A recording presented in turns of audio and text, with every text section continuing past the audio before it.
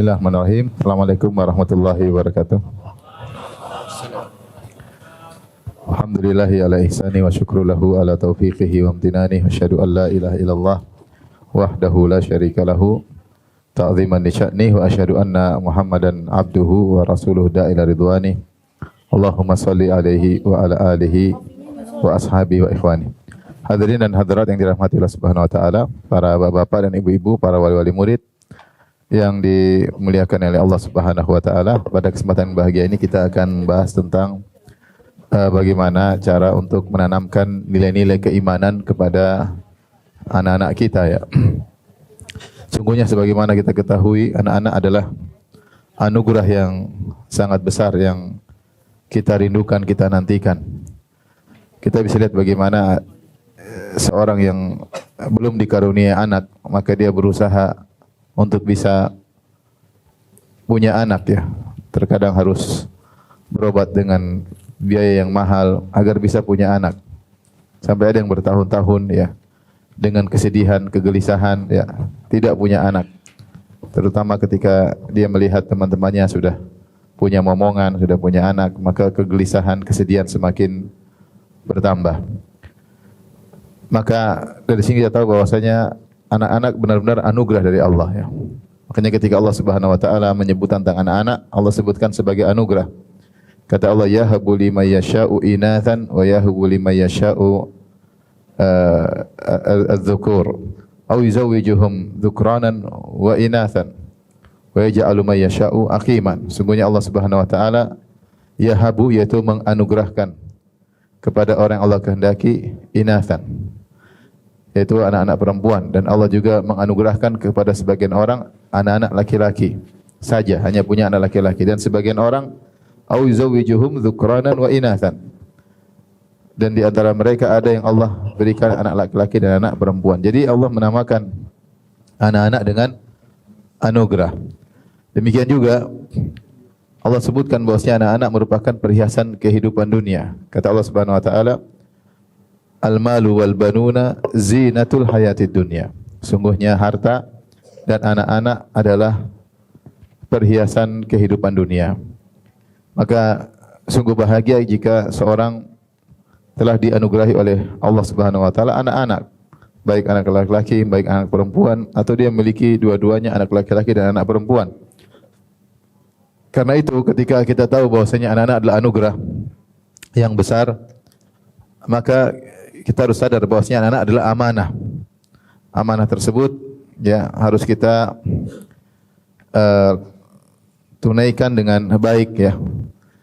Istri adalah amanah, anak-anak juga amanah. Kata Nabi sallallahu alaihi wasallam, kullukum ra'in wa kullukum mas'ulun an ra'iyatihi. Setiap kalian adalah pemimpin dan setiap pemimpin akan dimintai pertanggungjawabannya. Dan seorang adalah ra'in fi baitihi.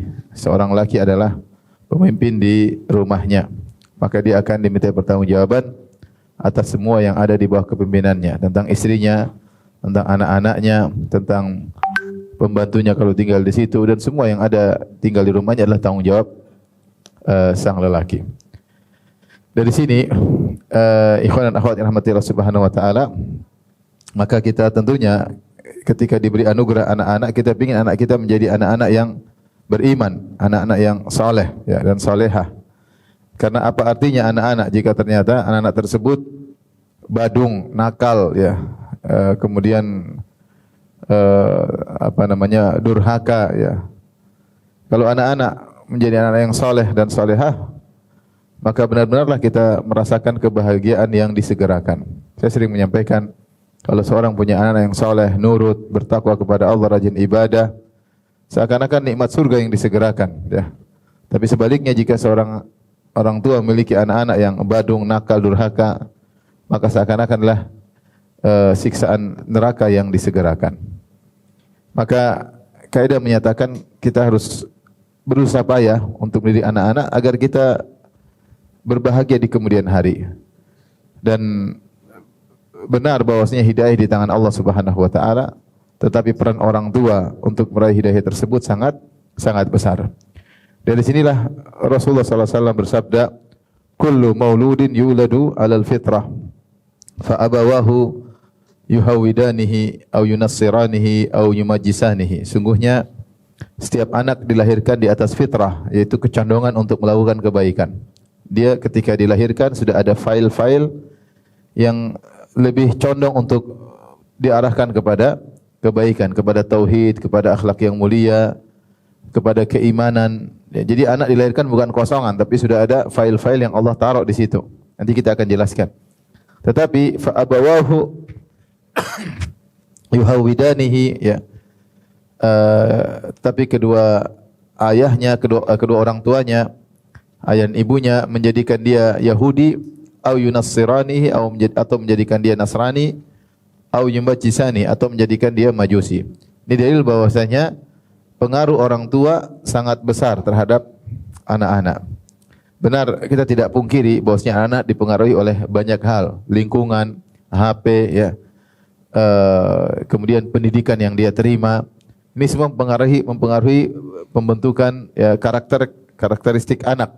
Tetapi faktor utama yang mempengaruhi anak adalah kedua orang tua. Makanya tadi Nabi mengatakan setiap anak dilahirkan di atas fitrah, namun kedua orang tuanya menjadikan dia Yahudi atau Nasrani atau Majusi, ya. Ini semakin menekankan kepada kita akan tanggung jawab orang tua terhadap keberhasilan, kesuksesan seorang anak terkait dengan kesolehan atau kerusakan agamanya, ya. Demikian juga hal ini diisyaratkan dalam Al-Quran ketika Allah mengkisahkan tentang kisah Maryam, ya, ibunya Nabi Isa alaihissalam yang mengandung tanpa suami, ya. Fatamatsala laha basyaran sawiyya. Allah kirimkan malaikat Jibril yang kemudian menjelma menjadi manusia, lantas mendatangi Maryam, kemudian meniupkan ruh dalam rahim Maryam, maka kemudian mengandunglah Nabi Isa, kemudian akhirnya melahirkan Nabi Isa. Setelah dia melahirkan Nabi Isa, maka dia gendong Nabi Isa yang masih kecil alaihissalam, kemudian dia bawa ke kaumnya, fa'atat bihi qaumaha tahmiluh. Maka dia pun menggendong putranya dibawa ke kaumnya, maka kaumnya pun protes. Qalu ya Maryamu laqad ji'ti syai'an fariya. Wahai Maryam, sungguhnya engkau telah melakukan kemungkaran yang besar. Ya ukhta Haruna ma kana abuki imra'a sau'in wa ma kanat ummuki baghiya. Perhatikan komentar kaumnya. Mereka mengatakan, wahai Maryam, kok kamu bisa begini? Kok kamu bisa berzina? Mereka menuduhnya berzina. Engkau punya anak tanpa suami. Maka na abuki imra'a sau'in. Padahal ayahmu dahulu bukan orang buruk. Wa ma kanat ummuki baghiya. Dan ibumu juga bukan wanita pezina. Seandainya ayahmu orang nakal, orang buruk, wajar kau berzina. Seandainya ibumu dulu pernah pezina, wajar kau berzina. Artinya kaumnya mengkaitkan, mereka heran melihat bagaimana Maryam bisa terjerumus dalam perzinahan, sementara kedua orang tuanya adalah orang tua yang saleh. Ya, karena memang kaidah menyatakan bahwasanya sebagaimana pepatah orang Indonesia, buah jatuh tidak tahu dari apa? Buah jatuh tidak jauh dari apa? Pohonnya. Ya, kalau biasanya dekat-dekat dengan pohonnya. Maka ini menguatkan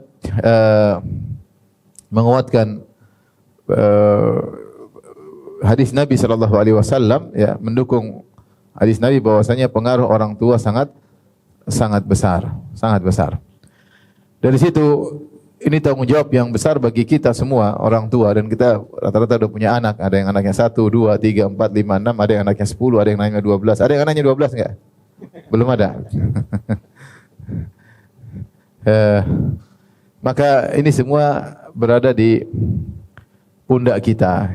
Yang pertama kali akan ditanya tentang kesolehan anak-anak pada hari kiamat kelak, tentang mereka adalah kita-kita, ayah maupun apa? Ibu. Ayah maupun ibu, ya. Sebagaimana ayah punya tanggung jawab besar, ibu terlebih lagi terhadap anak-anak. Kenapa saya mengatakan demikian? Karena ayah mungkin ada uzur, mencari nafkah, keluar meninggalkan rumah. Ya, kerja keras, apalagi zaman sekarang, pergi sebelum subuh, pulang sudah maghrib. Pergi sebelum matahari terbit, pulang setelah matahari apa? Terbenam, ya. Terus gajinya begitu-begitu aja, ya. Kemudian yang di rumah kebanyakan ibu-ibu, ya, sehingga peran ibu dalam mendidik anak sangat-sangat besar. Oleh karenanya tidak perlu kita saling melemparkan tanggung jawab. Ini anakmu ya. Kamu tanggung jawab, kamu abinya tanggung jawab. Abinya bilang ini anakmu. Kamu yang di rumah tanggung jawab. Ini anak kita bersama ya. Ini anak kita bersama. Hasil kerjasama kita bersama. Maka tanggung jawab berada di pundak kita berdua. Ayah dan ibu. Tidak boleh seorang suami kemudian atau ayah kemudian ingin berlepas diri dengan beralasan saya sibuk, nggak bisa. Dan di akhirat nggak bisa begitu. Nggak bisa begitu. Tetap meskipun dia sibuk, dia harus punya waktu buat anak-anak. Tidak bisa seorang wanita mengatakan, kamu kan bapaknya, saya juga banyak urusan, kamu nggak pernah ngarahin ya, nggak bisa gitu. Kamu di rumah, istri di rumah, lebih banyak waktu buat anak-anak. Maka yakinlah bahwasanya anak-anak adalah tanggung jawab kita berdua, suami dan istri, dan kita berdua akan ditanya oleh Allah Subhanahu wa taala. Nah, pada kesempatan kali ini saya akan bahas tentang bagaimana mendidik anak-anak, menanamkan nilai-nilai iman kepada mereka secara praktis ya, agar kita mudah untuk mendidik mereka.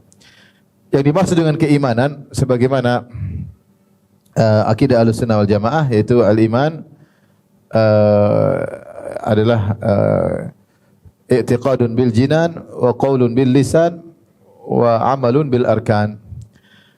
Iman itu terkait dengan hati, terkait dengan lisan, terkait dengan amal perbuatan. Jadi yang kita bahas iman ini bukan cuma masalah keyakinan saja, tapi terkait dengan iman itu ada amalan hati, keyakinan, ada juga amalan lisan, itu juga perkataan yang baik, zikir, baca Quran termasuk dari keimanan, dan juga perbuatan amalun bil arkan, salat ya, bersedekah, bayar zakat, itu semua adalah bagian daripada keimanan. Itu iman terkait dengan kesolehan. Kita ingin menanamkan kepada anak-anak kita tentang keimanan, tentang kesolehan ya, semaksimal mungkin. Karena kalau anak-anak menjadi anak yang soleh, yang beruntung kita, yang beruntung kita. Betapa banyak orang tua begitu bahagia kita melihat anak-anaknya orang yang sukses. Masya Allah ya. Kita lihat misalnya kita lihat guru kita punya anak-anak berhasil, Masya Allah, kita lihat luar biasa ya. Saya kenal seorang guru saya, Masya Allah, anak pertamanya hakim, jadi hakim, Masya Allah. Anak keduanya pengajar di Masjid Nabawi. Anak ketiganya lagi mau belajar S2, anak keempatnya sambil kuliah sudah menjadi direksi dalam penentuan akad-akad. Kalau perusahaan bikin akad, dia masih kuliah, tapi saking cerdasnya dia diberi kepercayaan kalau ada akad-akad yang akan dilaksanakan oleh perusahaan, dia yang menentukan oke atau tidak. Dan itu butuh kecerdasan luar biasa. Karena dia harus melihat segala sisi. Padahal dia masih kuliah, S1 aja belum lulus. Subhanallah. Melihat begini, bagaimana bapaknya tidak bahagia. Ya. Bapaknya tidak bahagia. Karena kan surga yang disegerakan. Yang berikutnya sudah hafal Quran. Yang berikutnya lagi sedang menghafal Quran. Masya Allah.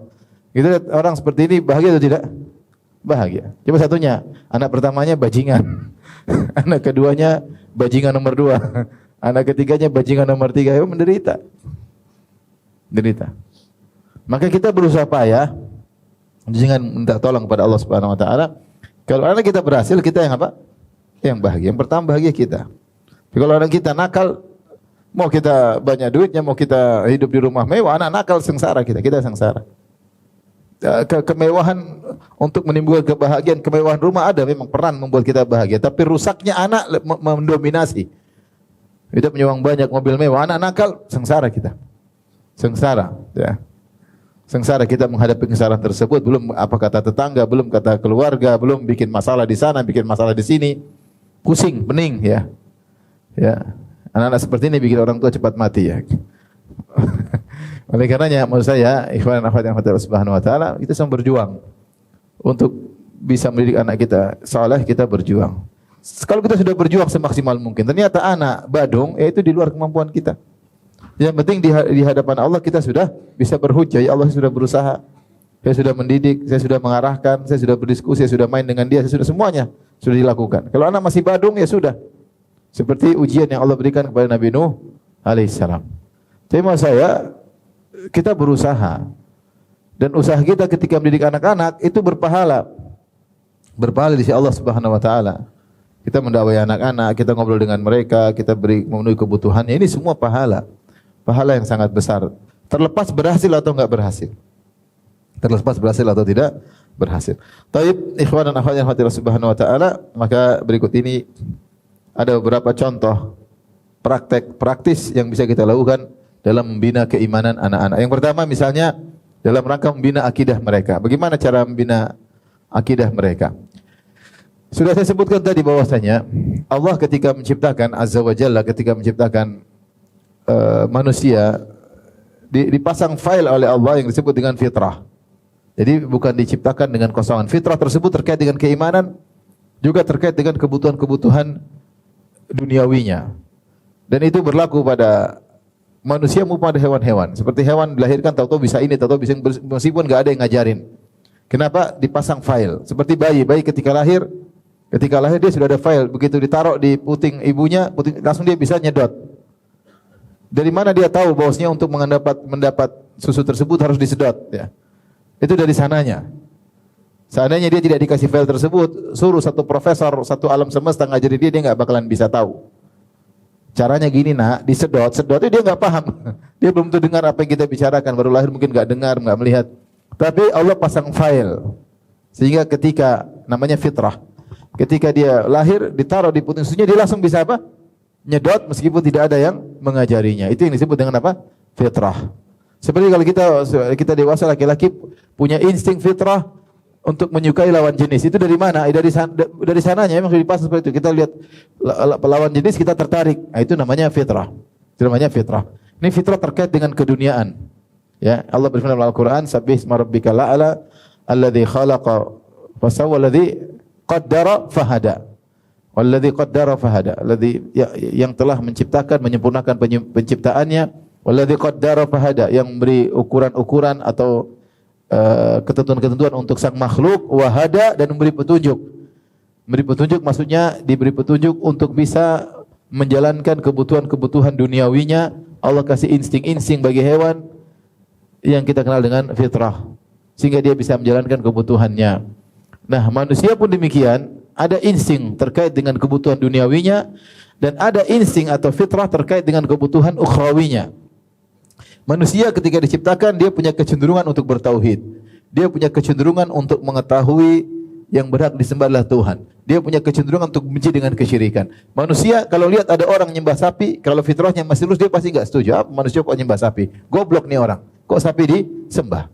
Gimana hewan yang bodoh kemudian disembah? Gimana? Pasti kalau dia masih lurus fitrahnya, maka dia akan mudah menolak hal tersebut. Sebenarnya ada orang nyembah monyet, kira-kira manusia terima enggak? Kemudian monyet kok disembah? Ya. Kok monyet disembah? Tunduk-tunduk sama monyet. Kecuali fitrahnya dirusak. Dalam hadis kata Nabi sallallahu alaihi wasallam diskusi, "Inni khalaqtu ibadi hunafa, fajtalathum syayatin." Ya. Sungguhnya aku menciptakan hamba-hambaku hunafa. Hunafa itu condong kepada tauhid, jauh dari kesyirikan. Maka syaitan pun menggelincirkan. Kalau syaitan sudah menggelincirkan fitrah, maka orang bisa terjerumus dalam kesyirikan. Seperti perkataan Hudhud tentang Ratu Bilqis. Apa kata Hudhud? "Inni wajadtu imra'atan tamlikuhum wa utiyat min kulli syai' wa laha 'arsyun 'azim wajadtuha wa qaumaha yasjuduna lisyamsi min dunillah.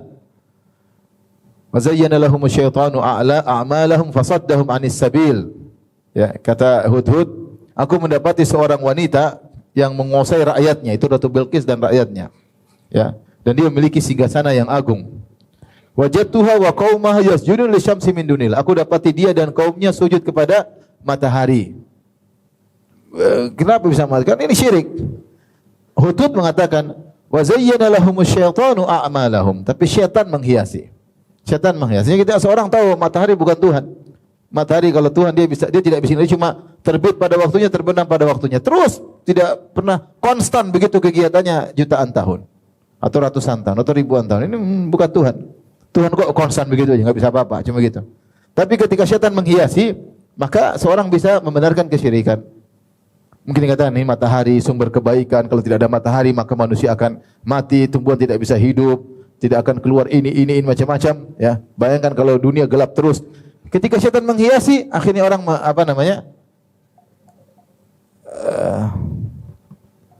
lagi kajian. Ketika Ini dari Mami, jadi harus dijawab ya. Jadi, tapi di mana tadi? Matahari. Ketika setan menghiasi, maka akhirnya orang logis, benar matahari harus disembah karena begini, karena begini, karena begini. Tapi asalnya manusia kalau fitrahnya lurus dia tidak akan terima. Fitrahnya lurus tidak akan terima. Makanya seperti misalnya ada orang nyembah sapi. Secara fitrah tidak, gimana manusia sembah sapi. Tapi ada yang menghiasi. Karena sapi itu lebih afdal daripada ibu. Kalau ibu nyusui masih ingin pamrih. Semoga ini jadi besar, nanti balas budi sama saya, berbakti sama saya. Kalau sapi kasih susu dia enggak butuh pamrih.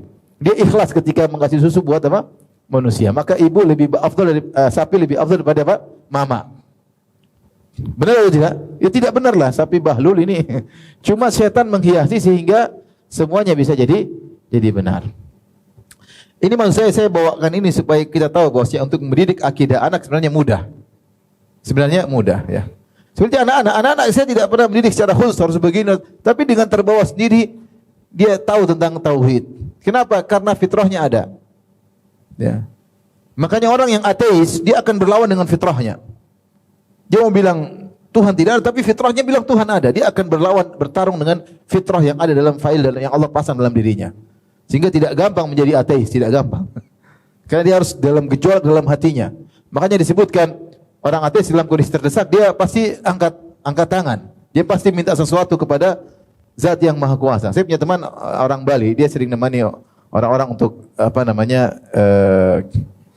mancing di tengah lautan. Suatu saat dia kadang orang kafir, terkadang dia bawa orang ateis. Suatu saat dia naik kapal, naik perahu, kemudian mancing, ombak besar datang. Maka orang ateis ini kemudian meminta kepada sesuatu, kepada Tuhan. Padahal dia ateis. Padahal dia apa? Ateis. Dalam kondisi terdesak, dia minta kepada zat yang bisa mengatur ini. Fitrahnya muncul, ketika itu fitrahnya mendominasi akalnya. Selama ini logika dia mengalahkan fitrahnya, dalam kondisi tertentu, fitrahnya muncul kembali, mengalahkan, mendominasi apa? Akalnya. Kenapa ateis susah? Karena orang ateis itu dia ingin melampiaskan hawa nafsunya tanpa ada yang melarang. Tapi gejolak dalam hatinya luar biasa karena dia harus melawan fitrah yang sudah Allah tanam dalam apa? Dirinya. Ini semua yang disampaikan bahwasanya orang bertanya, Ustaz gimana nanamkan akidah pada anak-anak? Mudah, tidak susah. Karena sudah ada file, tinggal kita arahkan dan bimbing. Tapi contoh praktis agar kita bisa nanamkan akidah, contohnya kita bilang sama anak-anak misalnya, misalnya ini semua ada penciptanya ya, tidak mungkin, sederhana aja, nggak mungkin mobil nggak mungkin terjadi dengan sendirinya, pasti ada yang menciptakan. Baju yang kamu pakai ada yang jahit, sederhana aja. Demi alam semesta ini ya harus ada yang menciptakannya, sederhana. Tanpa kita harus menjelaskan tentang syubhat ateis. Ada syubhat-syubhat tapi nggak perlu, anak-anak nggak perlu. Dia sudah terima, oh gitu ya sudah. Menciptakan kamu, menciptakan jalan ke matahari lebih hebat daripada matahari, lebih hebat dari alam semesta. Harus alam semesta kecil di sisi dia. Dialah namanya Tuhan. Anak-anak mudah terima. Anak-anak mudah terima. Dia nggak akan bertanya macam-macam kecuali dicekokin. Kalau dicekokin baru ya. Cekokin baru ya. Seperti ketika ada seorang ateis yang ingin menipu anak-anak, dia bilang Tuhan bisa menciptakan, saya juga bisa menciptakan. Maka dia ambil daging, dia potong-potong, kemudian dia masukkan dalam toples, dia tutup. Bilang ini berapa hari lagi saya akan ciptakan ulat-ulat dari dalam toples ini. Sebagaimana Tuhan kalian bisa menciptakan, saya juga bisa menciptakan ulat-ulat dalam. Maka dia potong daging, diiris-iris, dia masukin dalam, dia taruh sesuatu, kemudian taruh di toples. 3 hari berikut kemudian banyak ulat-ulat apa? Apa namanya ulat itu? Belatung ya. Saya takut salah ngomong, belitung ya. Belatung ya. Kalau belitung nama kota ya? Ya, belatung. Ya, ulat belatung. Keluar banyak. Maka dia bilang, lihat saya bisa menciptakan ulat-ulat apa? Belatung. Maka ada anak yang cerdas, dia mengatakan, Pak Guru, kalau kamu yang ciptakan ulat belatung tersebut, kabarkan kepadaku, ulat belatung itu jumlahnya berapa, yang jantan berapa, yang betina berapa. Sampai kapan hidupnya? Ya nggak bisa jawab. Kalau dia yang ciptakan, dia harusnya tahu umur belatung ini berapa hari, yang jantan berapa, yang betinanya berapa. Fabuhital ladzi kafar, maka terdiamlah orang kafir tersebut. Intinya menanamkan akidah rububiyah, bahwasanya pengatur alam semesta, hidup alam semesta mudah. Tapi sekali kita ngobrol sama anak-anak, lihat alam semesta, lihat ini siapa yang menciptakan, begitu indahnya. Ini semua diciptakan dengan ilmu yang luar biasa, ya. Kita bikin sesuatu aja susah, ini alam semesta dengan sempurna, dengan keterkaitan luar biasa. Bagaimana oksigen dalam kita, kalau kita punya ilmu tentang fisika, biologi, kimia, kita keluarkan. Oksigen kadarnya sekian, kalau berlebihan bisa buat terbakar. Sampai kenapa kalau kita jelasin, ya, dengan ilmu sederhana sangat mudah masuk bagi anak-anak. Ini kalau kita bicara tauhid apa? Rububiyah. Kalau kita bicara tentang tauhid uluhiyah, bosnya disembah hanyalah Allah, mudah. Yang menciptakan semua yang berhak disembah. Tidak berhak kita nyembah makhluk. Makhluk itu diciptakan. Masa kita mau disembah? Terkadang kita ajak, kita lihatkan dia orang nyembah kesyirikan. Tuh lihat, ada orang nyembah sapi misalnya. Masa dia sembah sapi? Gimana menurut kamu? Kita ajak ngobrol. Ya enggak boleh lah ya. Masa nyembah sapi? Ya sapi. Ya, masa disembah enggak bisa diajak ngomong aja enggak paham. Ya, ditanya sapi 1 tambah 1, sapinya enggak bisa jawab. Kamu bisa jawab enggak bisa. 1 tambah 1 sapi enggak. Nah, terus bagaimana mau disembah? Sapi aja beol apa namanya, asal beol, tidak tahu aturan, gimana mau disembah? Sederhana, ya. Ini nyembah tikus. Gimana tikus jijik-jijikan disembah? Anak-anak dengan fitrahnya akan menolak itu semua, menolak kesyirikan.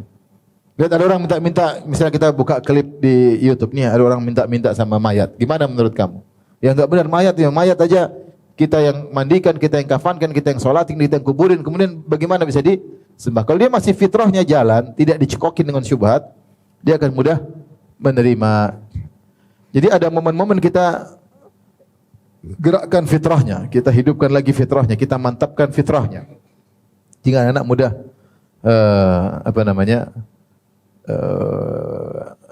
mudah untuk beriman kepada tauhid al-uluhiyah. Oleh karenanya betapa banyak orang-orang Nasara akhirnya masuk Islam karena fitrahnya bergerak. Dia mikir, fitrahnya bergerak, ya. Ya. Pertanyaan-pertanyaan yang sederhana yang buat mereka berpikir, akhirnya mereka pun masuk Islam, ya. Di antara cerita menarik, saya pernah ketemu seorang mu'allaf. Dia cerita ketika temannya atau dia, saya lupa, temannya mungkin ya, nyetopin bisnya nggak datang, dia stop, bis lewat penuh. Maka dia tengok ke belakang, tahu-tahu dia kebetulan sedang nyetop bis di depan pabrik pembuatan Tuhan. Ada pabrik pembuatan apa Tuhan, sedang mahat-mahat apa? Tuhan. Dan dia menyembah Tuhan berhala-berhala tersebut. Tapi dia jengkel karena dia lihat ada sebagian Tuhan setengah jadi, mungkin masih 70%, masih 50%. Ada Tuhan baru badannya saja, kepalanya belum. Nah, tukang pahat ini kurang ajar. Dia duduk di Tuhan setengah jadi, kemudian dia pahat Tuhan yang lain. Maka dibilang, ini kurang ajar ini. Kok Tuhan saya didudukin meskipun belum jadi? Kenapa didudukin? Dia jengkel, tapi itu dengan kadang diinjak. Tuhan yang belum jadi diinjak-injak, kemudian dipahat. Kemudian fitrahnya bergerak ketika itu. Apakah saya pantas menyembah Tuhan yang didudukin, diinjakin, dipahat? Seperti kata Ibrahim alaihissalam, atakbuduna ma tanhitun? Apa kalian menyembah yang kalian pahat sendiri? Wallahu khalaqakum wa ma ta'malun. Allah ciptakan kalian, Allah juga ciptakan pahatan-pahatan kalian. Ya, begitu dia melihat tersebut, fitrahnya tergerak. Ini mengingatkan dalam sirah nabawiyah kisah seorang Arab Badui yang dia ingin menyembah berhalanya, ternyata berhalanya didatangi oleh Sa'lab, yaitu macam serigala, kemudian mengencingi Tuhannya. Jadi Sa'lab itu datang mau kencing, dia angkat kakinya kemudian kencing ke berhala yang dia sembah. Maka dia berkata, "Arabbun yabulu alaihi thu'lubanu wa qad hana man balat alaihi tha'alibu." Ya. Kata, apakah ada Tuhan yang dikencingi oleh anjing? Sungguh hina Tuhan yang dikencingi oleh apa? Anjing-anjing. Akhirnya dia meninggalkan apa? Kesyirikan. Ketika itu fitrahnya apa? Bergerak. Jadi kita bisa jelaskan dengan memanfaatkan fitrah yang ada dalam jiwa anak-anak untuk menjelaskan macam-macam kesyirikan. Ini sederhana, mungkin sekali dua kali pertemuan, mungkin tahun ke depan kita ingatkan lagi, selesai, akan terpancap dalam dirinya. Dia bawa sampai dia meninggal dunia. Kita bicara tentang tuh orang barat percaya 13 angka sial. Coba logis enggak? 13 angka sial. Gimana kok bisa 13 bikin sial dari mana? Lihat sebagian lift enggak ada angka 13. Ya, kenapa? Karena lantainya enggak sampai 13 enggak. Enggak tahu 12 langsung 15 atau 16. Lihat kursi pesawat enggak ada angka nomor 13. Loncat. Angka 11, 12 terus angka berapa? 15 atau 16. Apa landasannya? Apa dasarnya? Kok bisa 13 bikin apa? Sial, enggak logis. Kita gerakan fitrahnya, dia akan bertanya, apa masalahnya angka 13? Apa masalahnya? Tidak logis ya. Demikian juga angka 4, mereka takut angka 4 angka sial. Sehingga mereka ada yang tulis nomor 1, lantai nomor 1, lantai nomor 2, lantai nomor 3, lantai nomor 3A. Kemudian lantai nomor apa? 5. Angka 4 hilang. Kalau saya punya anak 5. Tanya ini anak keberapa? Anak pertama, anak kedua, anak ketiga, anak 3A. Anak kelima. Terus kalau orang punya anak 13 orang, anak 13 tidak boleh lahir, langsung anak 14. Ini anak ketiga, 13 tidak boleh, sial. Anak langsung anak ke 14. Enggak logis. Banyak yang percaya banyak. Ini kita bilang anak ngerti lah, enggak logis gimana masa 13 sial. Anak ngerti lah anak-anak. Apalagi dia sudah SMP. Dia SD pun kita jelasin dia udah ngerti. Tatoyur di Indonesia banyak sekali ya. Banyak sekali keyakinan-keyakinan yang salah. Yang kita jelas semua adalah bagian dari kesyirikan. At-tiyaratu syirkun, bahwasanya tatayur adalah syirik. Ini contoh kita bicara tentang akidah uluhiyah, kita jelas tentang bahaya kesyirikan. Di antaranya akidah uluhiyah kita ajarkan anak, misalnya kamu berdoa sama Allah. Kalau mereka dihadapi kesulitan, berdoa sama Allah. Kamu sholat, habis sholat angkat tangan, minta sama Allah. Jadi biasakan dia sejak kecil, kalau dapat tergantung sama Allah. Ayah akan bantu, ibu akan bantu. Tapi kemampuan ayah terbatas, kemampuan ibu juga terbatas. Yang menentukan yang di atas. Kamu berdoa sama Allah, ada masalah angkat tangan. Jangan lupa. Anak, ya Abi ini mau ujian nih, kamu berdoa juga. Ayah bantu doa, tapi kamu berdoa sama Allah Subhanahu wa Ta'ala. Insya Allah ada jalan keluar. Jadi kita biasakan dia untuk bergantung kepada Allah meski masih kecil. Udah berdoa belum? Habis sholat sudah berdoa belum? Ajarin dia untuk apa? Berdoa. Ada masalah suruh angkat tangan minta kepada Allah. Ini contohnya kita tanamkan kebiasaan dia untuk bergantung kepada Allah Subhanahu wa Ta'ala. Kita tanamkan akidah al-uluhiyah. Sehingga tertanamlah ketergantungan dia kepada Allah. Makanya Rasulullah SAW ketika menasihati Ibnu Abbas, Rasulullah SAW mengatakan, "Idza sa'alta fas'alillah." Kalau kau minta, mintalah kepada siapa? Pada Allah, ya. Ya, inni u'allimuka kalimat. Wahai Ibnu Abbas, inni u'allimuka kalimat. Aku mengajar kau doa-doa. Ibnu Abbas sahabat junior. Rasul ajarkan dia berdoa, bagaimana berdoa kepada Allah Subhanahu wa Ta'ala. Kemudian contoh di antaranya kita menanamkan tentang tauhid, yaitu menanamkan kepada anak agar selalu merasa diawasi oleh Allah. Ini sangat penting terutama zaman sekarang. Misalnya kita dapati berita tentang seorang ketahuan korupsi misalnya, kita bilang lihat, dia mungkin menyangka tidak ada yang tahu. Tapi suatu saat Allah tahu dan Allah akan bongkar. Caranya Allah, urusan Allah Subhanahu wa Ta'ala. Karena tidak mungkin kau sembunyi melakukan maksiat dimanapun kecuali Allah pasti melihat. Kau yang cipta Allah, bumi ini milik siapa? Milik Allah Subhanahu wa Ta'ala. Apapun kau sembunyikan, ya, maka Allah Maha melihat. Allah akan bongkar. Kalau bukan di dunia, Allah akan bongkar di akhirat. Kita tanamkan. Mungkin mama enggak lihat, tapi lihat Allah Maha melihat. Hati-hati kamu. Mungkin bapak enggak lihat, abi enggak lihat, tapi lihat Allah Maha melihat, ya. Ya. Jadi ini pun ditanamkan, terutama zaman sekarang. Anak butuh dengan hal tersebut. Mereka pegang HP, kalau mereka tidak memiliki perasaan Allah Maha melihat, ini susah. Maka kita tanamkan, dan ini perlu pendoktrinan sejak kecil. Sesuatu yang didoktrin terus menerus akan terpatri dalam hati anak-anak. Sejak kecil kita ngomongin, niat Allah Maha tahu loh. Memang enggak tahu, Allah Maha tahu. Kamu jujur, ya. Nanti Allah bongkarlah suatu saat. Akhirnya jujur, ya, seperti itu. Tanamkan kepada anak, Allah Maha melihat, Allah Maha mengetahui, terus menerus sampai benar-benar dia tertanam dalam dirinya bahwasanya Allah Maha mengawasi apa yang dia lakukan. Kemudian misalnya di antara pemanfaatan fitrah Misalnya kita berbicara tentang takdir, ini penting. Anak-anak ditanamkan tentang beriman kepada takdir sejak kecil. Kalau mereka gagal, kita bilang qadarullah. Kita qadarullah itu apa? Ya sudah, ini sudah takdir.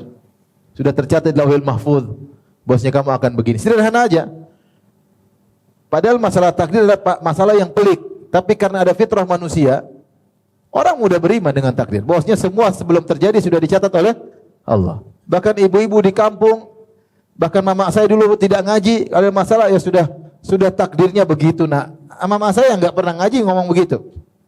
Karena itu fitrah untuk beriman kepada takdir adalah sesuatu yang sangat mudah. Padahal kalau kita menjelaskan secara ilmiah mungkin berat, apalagi anak-anak. Tapi kalau kita dalam ada suatu kondisi kita misalnya mau jalan-jalan tahu-tahu tiket habis ya qadarullah nak. Sering dia dengar perkataan apa? Qadarullah, qadarullah, qadarullah. Sehingga dia tahu bahwasanya di balik itu ada yang mengatur. Dia bilang insyaallah yang terbaik. Insyaallah yang terbaik ya. Ya. Anak-anak akan tertanamkan beriman kepada takdir. Beriman kepada takdir. Itu dilihat dari bapak dan ibunya.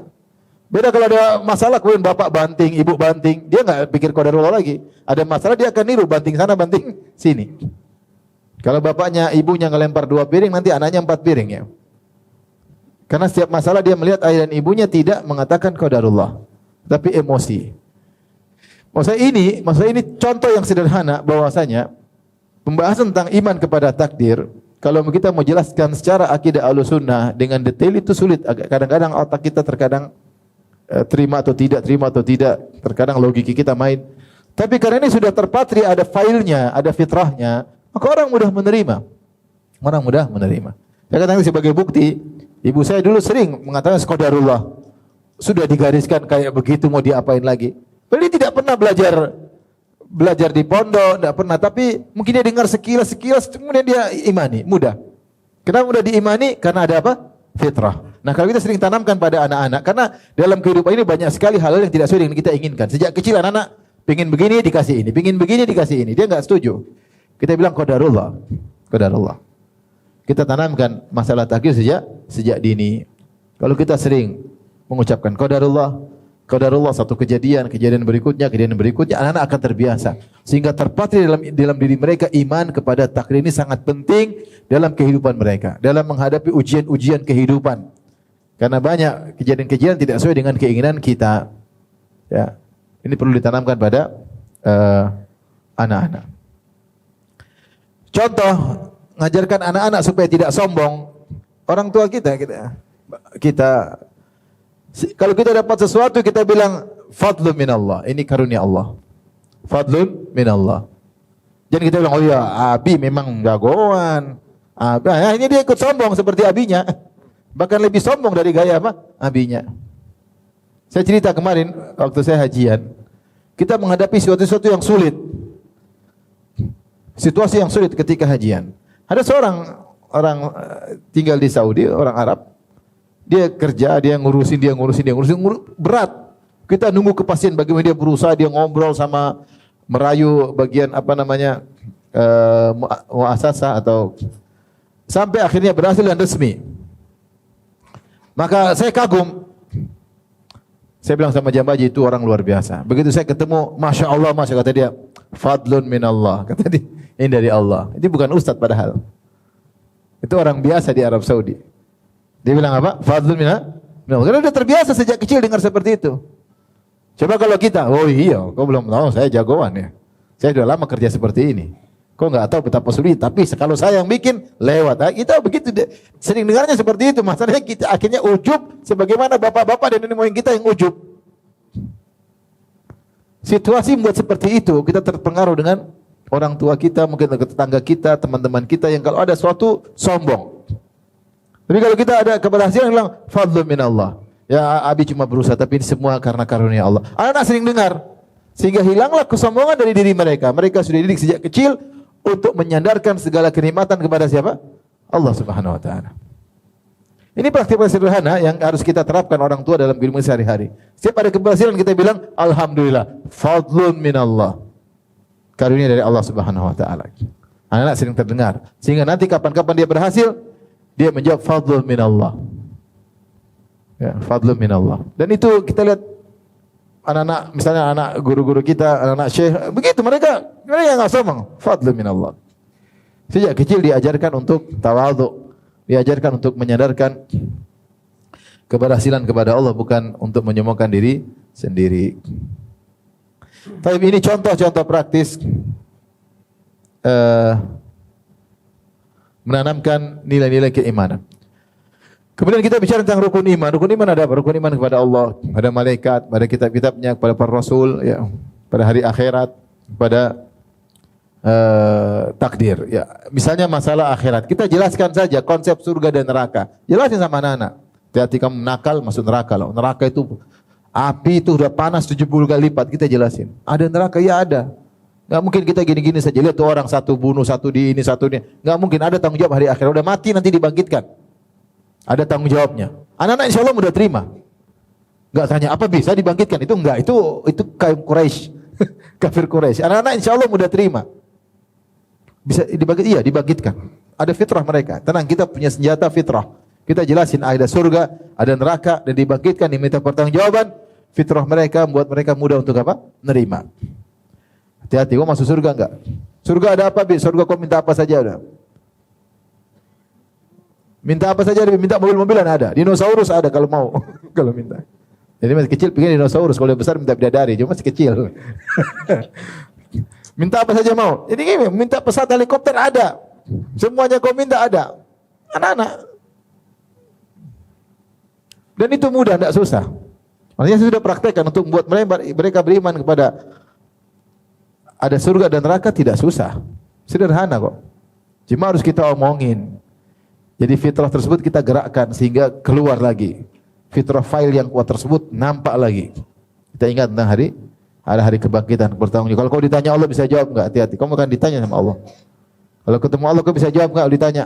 Dia langsung kaget, dia langsung ini. Ada cerita menarik, saya diceritakan oleh guru saya. Ada seorang, dia beli ikan goreng sama orang non-muslim. Orang itu sedang goreng-goreng ikan, dibolak-balik. Goreng atau bakar ikan. Bakar ikan, bolak-balik, bakar ikan. Tiba-tiba orang muslim ini, dia ada angin, dia ada hujan, tahu-tahu dia dakwahi orang tersebut. Kau masuk Islam, bertauhid. Kalau kau tidak bertauhid, kau akan dibakar seperti ikan ini. Orang itu kaget. Tapi dengan sebab itu dia masuk Islam. Ketika itu fitrahnya apa? Bergerak. Ya. Antum jangan coba-coba, ini cuma kisah aja. Artinya terkadang fitrah itu benar-benar apa? Bergerak. Dia keluarkan dari hati yang dalam. Tiba-tiba dia ingin mendakwahi orang tersebut. Dia bilang, kau bertakwa kepada Allah. Tauhid, jangan syirik. Kalau enggak, kau akan dibakar seperti ini. Ikan yang sedang kau bakar, kau akan dibakar di neraka seperti ini. Orang itu kaget. Dibilangin gitu, ini mau belanja kok malah ngomel-ngomel. Tapi akhirnya dengan sebab itu dia masuk apa? Masuk Islam. Jadi itulah yang disebut dengan apa? Fitrah. Anak-anak dibilang surga neraka mudah bagi mereka untuk apa? Menerima. Tapi berikutnya misalnya kita mengajarkan untuk cinta kepada Nabi Muhammad sallallahu alaihi wasallam. Kita ada asyhadu alla ilaha illallah wa asyhadu anna Muhammadan Rasulullah. Mudah apalagi cinta sama Nabi, tinggal cerita, ambil buku kisah. Sirah cerita, ada cerita. Jadi kita harus punya ilmu sedikit tentang sirah. Nabi itu begini, Nabi itu begini, Nabi itu begini. Nabi itu sangat baik, Nabi itu sangat penyayang, Nabi. Udah jelasin, kita harus ada, atau kita suruh dia dengar kisah Nabi atau kisah para sahabat. Kita nonton bareng sama dia, terus kita komentari begitu. Itu sudah sangat mudah. Anak-anak suka apa? Anak-anak suka dengan apa? Cerita. Kita ini masalahnya anak-anak tidak tahu siapa Nabi sallallahu alaihi wasallam. Hanya sekedar tahu Muhammad, tapi tidak tahu bagaimana kisah-kisahnya, bagaimana akhlaknya, bagaimana keagungannya. Jangankan anak-anak, bapak-bapaknya pun tidak tahu. Oleh karenanya kita harus tanamkan kepada anak-anak cinta kepada Nabi sallallahu alaihi wasallam dengan kita suruh mereka dengar atau nonton, atau kita bikin lomba, kamu dengar ceramah tentang sirah Nabi, terus ringkaskan. Siapa yang bisa jawab pertanyaan Nabi kasih hadiah. Misalnya ini metode untuk menanamkan cinta kepada Nabi sallallahu alaihi wasallam. Karena mereka keburu. Ini ya kesalahan kita, termasuk saya juga, keburu melihat sosok-sosok yang mengagumkan sehingga mereka melalaikan Rasulullah sallallahu alaihi wasallam. Mereka sosok mengagumkan duniawi. Jago inilah, ini jago main bola lah, ini jago inilah, jago tinju mungkin, jago apa. Mereka terkadang sudah tidak tertarik untuk ya Kalau tanya misalnya pemain bola terkenal Ronaldo kan ya. Ronaldo, mungkin tahu Ronaldo lahir di mana, ini apa, gonta-ganti pasangan berapa kali, kemudian mungkin tahu, anak-anak muda tahu semua. Tanya Abu Bakar, nggak tahu. Abu Bakar sahabat Muhammad, itu selesai. Bagaimana tentang sejarahnya, nggak ada yang tahu. Apa kehebatannya, nggak ada yang tahu. Khalid bin Walid nggak ada yang tahu, jagoan gitu aja. Tapi nggak tahu bagaimana perincian kehebatan Khalid bin Walid. Tapi kalau tokoh dunia, ya mungkin pemain bola atau mungkin artis, pemain film, aktor, film laga misalnya, tahu semua ini gini. Nah, itulah kenyataan pahit yang kita rasakan. Anak-anak sudah keburu terpukau dengan sosok yang terkadang tukang maksiat, ya. Sehingga sudah malas lagi untuk pelajari kisah-kisah para nabi dan para sahabat. Maka mumpung mereka masih SD, masih kecil, kita sudah tanamkan tentang hebatnya Rasulullah sallallahu alaihi wasallam, tentang hebatnya Abu Bakar, bagaimana pengorbanan Abu Bakar. Kita tanamkan. Apa kata para salaf? Kana salaf yu'allimuna auladahum hubba Abi Bakr wa Umar. Para salaf dahulu kanu yu'allimuna auladahum hubba Abi Bakr wa Umar. Mereka dulu mengajarkan anak mereka untuk cinta kepada Abu Bakar dan cinta kepada Umar bin Khattab. Diajarin sahabat mulia, ya, diajarin.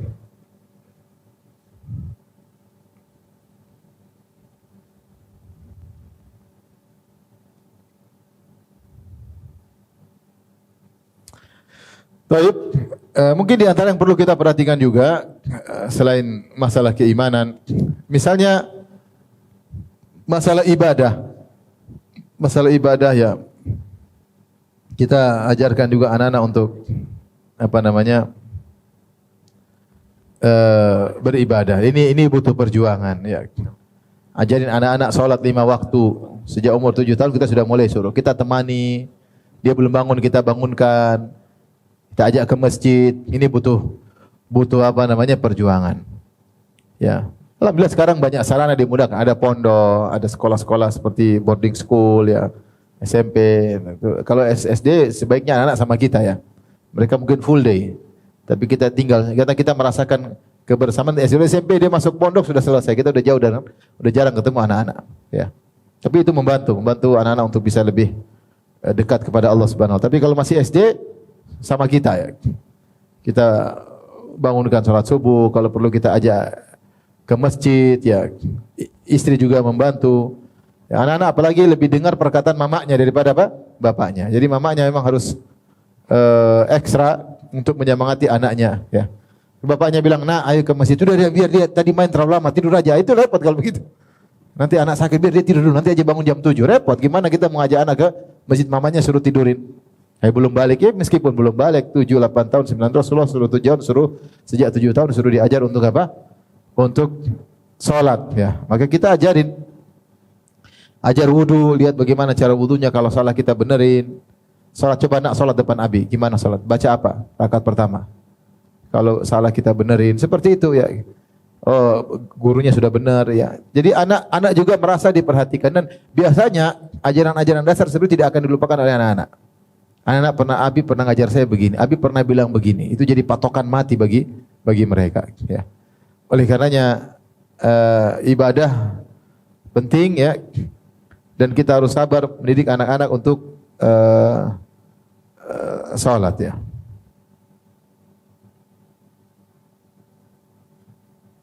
Misalnya mengajari anak-anak salat berjamaah, kita ajak anak-anak salat berjamaah.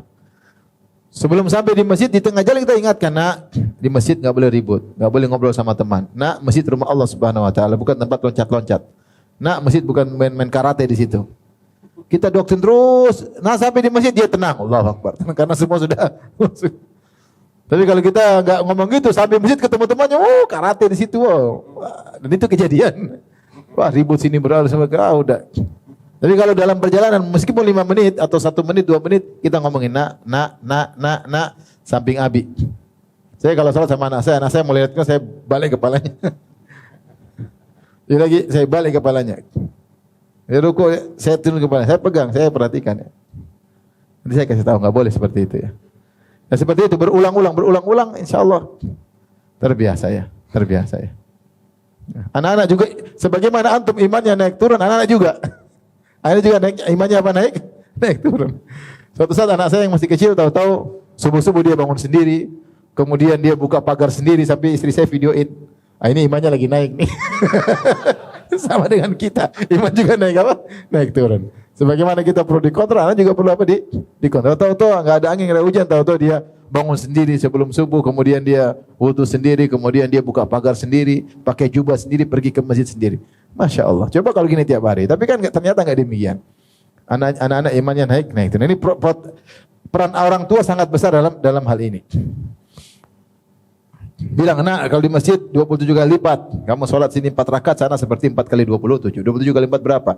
80, 4 kali 7 berapa? 20, 28. 108 kali rakaat. Intinya kita jelasin.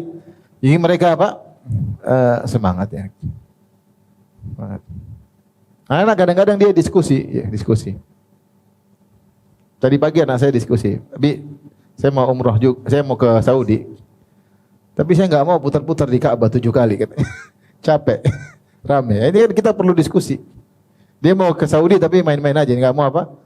Muter-muter. Anak-anak masih kecil kan, suruh ibadah capek gitu kan berat juga kalau tidak kita jelasin. Jadi anak-anak harus diajarin untuk apa? Ibadah. Puasa itu penting. Sarana mereka untuk berpuasa, kasih hadiah kalau mereka bisa berpuasa sempurna kita kasih hadiah. Kalau hari Lebaran kita semangatin. Kalau Idul Adha kita semangat ini, Abi belikan kambing untuk kita semua sekeluarga. Ya kamu ini yang kambingmu kamu kasih makan. Ih semangat. Mana kambing? Kambing adik mana? Risma, ini kambingmu. Yang besar. Kalau kita punya uang ya. Belikan kambing. Karena jadi tahu mereka namanya Idul Adha. Nanti disembelih, siapa yang sembelih? Oh, diperhatikan, disembelih, dia perhatikan. Ini kambing punya kita semua. Dia semangat lihatnya. Ya. Atau kalau kita punya uang lagi belikan sapi, ini sapimu lihat nih. Dilihat senang, dia senang sapi. Dia menanamkan makna Idul Adha kepada anak-anak ya. Puasa ya, buka puasa dengan berjalan dengan waktu tertancaplah nilai-nilai keimanan karena nanti di kemudian hari mereka akan mendapatkan goncangan yang luar biasa. Sekarang saja ujian luar biasa di luar sana, syubhat, syahwat. Kalau anak tidak kita tanamkan sejak awal, kasihan anak-anak. Mereka enggak kuat. Mental mereka mental kerupuk ya. Mudah terbawa. Sampai ada salah seorang pengajar mengatakan pada saya, "Ustaz, sekarang bukan lagi generasi milenial, sekarang kita generasi strawberry." Saya bilang, "Apa generasi strawberry?" Strawberry itu mudah putus asa dan mudah terbawa. Sedikit-sedikit putus asa, dia enggak kuat. Sedikit-sedikit terpengaruh. Itulah mental strawberry anak-anak zaman sekarang. Nah, kalau kita enggak tanamkan akidah dan kemantapan ibadah sejak kecil, kasihan mereka di kemudian hari. Kemudian ada masalah, anak suruh jadi imam, latihan jadi imam di rumah, adik-adik perempuannya di belakang. Imam, mental. Waktu udah habis kah? Waktu udah habis belum? Masih berapa menit? 10, tinggal sedikit berarti. Baik. Ini di antaranya kita mengajarkan ibadah kepada anak, menanamkan nilai-nilai ibadah kepada anak-anak. Di antara yang penting juga, ikhwan dan akhwat yang dirahmati Allah Subhanahu wa taala, kita menanamkan misalnya adab kepada anak-anak. Ya, ini juga sangat penting, menanamkan adab pada anak-anak. Karena anak-anak kalau tidak beradab, ini seakan-akan dia belajar agama tidak ada prakteknya. Maka kita ajarkan adab kepada anak-anak. Mulai dari misalnya contoh sederhananya adalah misalnya adab kepada orang tua. Adab kepada orang tua. Kita ngajarkan anak-anak. Kalau mau pergi cium tangan abi dan umi. Kalau enggak cium kening abi dan umi. Anak-anak terbawa. Akhirnya sekarang anak-anak kalau mau kemana-mana cium. Kalau anak saya cium saya ini. Sampai ciumnya double, ini satu, baru mereka pergi sekolah. Karena sejak kecil saya ajarin begini. Ya masing-masing terserah, tapi maksudnya intinya menunjukkan cium tangan, cium pipi kanan, pipi kiri kan. Sampai sudah besar sampai SMA pun begitu. Ya. Anak perempuan seperti itu ya. Kalau laki-laki cium tangannya. Tapi maksud saya itu diajarkan dan itu ada nilai penghormatan kepada orang tua nanti. Anak-anak harus hormat sama orang tua. Harus hormat sama orang tua. Kita ajarkan adab seperti itu. Enggak boleh kita udah anak zaman sekarang terserah mereka. Jangan. Mereka akan belajar adab di luar. Di luar belajar sama anjing-anjing dan serigala-serigala di luar. Sama bajingan-bajingan. Kita ajarin adab sama dia. Caranya kita doktrin. Doktrin. Jadi adab kepada orang tua kita tanamkan. Seperti makan. Makan sama orang tua. Orang tua dulu, anak-anak belakangan ya.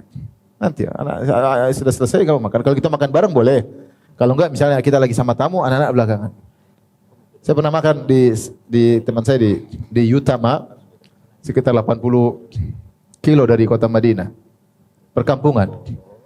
Teman saya itu kalau enggak salah dia punya saudara 24 bersaudara. Waktu saya datang keluarga rame. Terus pertama kali saya dihidangkan, saya masih S1 waktu itu, dihidangkan kambing. Orang bilang kambing guling. Jadi kambingnya besar, dinampan gede, kambingnya dihidangkan bukan tidur, berdiri kambingnya. Masya Allah. Kita ramai makan, udah potong, makan. Ketika kita makan, anak-anak nggak ada yang makan. Setelah kita selesai makan, ngobrol-ngobrol, anak makan selain. Ini contoh, mungkin itu tradisi mereka, tentu adab kita berbeda dengan mereka. Tapi untuk menunjukkan bahwa si anak-anak ada bagiannya. Ya, harus ada adab terhadap orang tua. Terhadap orang tua. Orang tua terlebih dahulu. Jadi anak sejak kecil sudah orang tua dulu dihidangkan nyaman, baru kemudian dia agar dia hormat sama orang tua. Itu harus diajarin. Contoh misalnya kita ngomong, anak-anak motong di tengah jalan enggak boleh. Jadi kita bilang biar anak-anak pandai berekspresi, enggak, dia silakan berekspresi tapi ada adabnya. Orang tua selesai ngomong dulu baru dia potong. Enggak boleh potong. Ayah ibu ngomong tengah jalan enggak boleh. Enggak boleh kamu begitu. Kita tegur, enggak boleh. Ini enggak beradab seperti ini. Saya pengajian kamu sebenarnya enggak boleh. Ingat dia enggak ngulang lagi. Ini enggak, jangan kita biarin anak nanti, jangan kita tanamkan, enggak boleh seperti itu. Kita kalau ngobrol selesai baru dia boleh komentar. Dan kita ngomong dia langsung potong tengah jalan. Kalau dia sudah tidak beradab sama kita, apalagi sama orang lain. Maka kita ajarin adab. Saya pernah anak saya masih kecil, terus dia ngajak teman-temannya main ke rumah di Arab sana. Ada anak tetangga mahasiswa punya anak dari negara Afrika kalau nggak salah. Kemudian anaknya main ke rumah. Ketika main dalam rumah tiba-tiba saya dengar kakak anak tersebut mungkin panggil adiknya, "Ya himar." Waduh. Himar dipanggil. Kan kok kotor. Ya dongki, ya keledai. Itu kan enggak enak didengar. Saya bilang udah, pulang. Enggak boleh main sini lagi. Karena anak kita akan terpengaruh. Kalau lihat temannya siapa yang ngomong, ya anjing, ya dia akan terpengaruh. Dia enggak mau terpengaruh, lisannya akan terbawa. Oh enggak boleh main lagi di sini. Udah enggak boleh main lagi sama orang itu. Rusak anak di luar. Kalau salah bergaul, ketemu dengan orang yang suka ngumpat, anak-anak akan terbawa. Tapi ajarkan juga misalnya beradab kepada keluarga terdekat. Kalau anak lagi ngumpul ada adik kita, kakak kita, itu om kamu. Mungkin omnya mungkin lebih miskin misalnya. Hormat, itu om kamu, itu kakaknya Abi, itu adiknya Abi. Jadi kita ajarin untuk beradab sama tante-tantenya dan om-omnya. Suruh tuangkan minuman, suruh bawakan makanan, suruh cium tangan mereka, ajarin. Biar dia enggak kurang ajar sama om-om dan tante-tantenya. Kalau kita meninggal dia punya kewajiban menyambung silaturahmi terhadap mereka. Tapi kalau sejak awal dia sudah tidak hargai apa om miskin, om ya, udah repot nanti. Harus tanamkan yang itu om kamu itu ini. Ya. Kalau dulu ibu saya datang masih hidup rahimahullah, itu Mbah datang. Sudah cium belum? Sudah. Dia datang, cium tangan, cium kepala, cium pipi. Satu-satu cium kepada mbahnya. Itu mamanya Abi, itu dulu yang ngerawat Abi. Itu jelasin agar dia ngerti betapa keutamaan neneknya kepada abinya. Ditanamkan anak-anak seperti itu dan terus berulang-ulang sehingga terpatri dalam diri mereka. Adab kepada tamu pun demikian. Kalau ada tamu bagaimana? Ya. Dan seterusnya ya. Di antara kebiasaan orang Arab, saya sampaikan hal ini, orang Arab kalau ada tamu yang sering mengalami ini anak laki-lakinya. Jadi siapapun, saya punya teman polisi, saya teman guru saya punya teman juga dosen ya. Setiap saya ke rumah mereka pasti yang melayani anak laki-lakinya. Mungkin masih ada yang SD, ada yang SMP sambil pegang ceret sama kohwah, dia tumpahin terus dia kasih. Saya ngobrol nanti sudah habis dia datang lagi, dia tumpahin lagi. Dia nungguin. Korma habis dia apa? Jadi dia nungguin. Beradab melayani tamu bapak. Ini contoh. Melayani tamu bapak. Yang anak-anak perempuan enggak keluar sama sekali. Ini karena mereka tradisi seperti itu. Diajarin malu. Perempuan bagian ibu-ibu, jangan keluar ke area apa? Laki-laki. Sejak kecil anak perempuan diajarin rasa malu. Jangan suka berinteraksi dengan apa? Laki-laki, ya. Berinteraksi laki-laki kalau seperlunya saja. Dan ini akan kita tanamkan sejak kecil, akan terbawa sampai besar dia punya malu sama laki-laki. Bukan malah laki-laki lebih malu sama dia, ya. Oleh karenanya itu ditanamkan sejak kecil terhadap tamu dan seterusnya. Ini adab-adab harus ditanamkan pada anak-anak. Tapi mungkin ini saja ikhwan dan akhwat yang rahmatillah subhanahu wa ta'ala. Ini sekedar cuplikan-cuplikan contoh-contoh yang mungkin bisa kita terapkan pada anak-anak dalam keseharian mereka sehingga bisa menambah iman mereka sebagai bekal mereka untuk menghadapi kehidupan selanjutnya, kehidupan mereka di kemudian hari yang penuh dengan cobaan, ya, begitu banyak badai, ya, dan angin yang kencang yang akan menghantam mereka. Kalau mereka sudah dilandasi dengan akidah yang benar, ibadah yang kuat, adab yang baik, insyaallah mereka bisa tangguh dalam menghadapi itu semua. Wallahu taala alam bisawab. Tapi demikian saja ikhwan dan akhwat yang rahmatillah subhanahu wa taala kajian kita. Semoga Allah menjadikan anak kita anak-anak yang saleh. Allah menjadikan istri kita istri-istri yang salehah, dan Allah menjadikan kita orang tua yang saleh, dan semoga Allah memulangkan kita semuanya di surga kelak. Amin ya rabbal alamin. Subhanakallah bihamdik asyhadu an la ilaha illa anta astaghfiruka wa atubu ilaik. Assalamualaikum warahmatullahi wabarakatuh.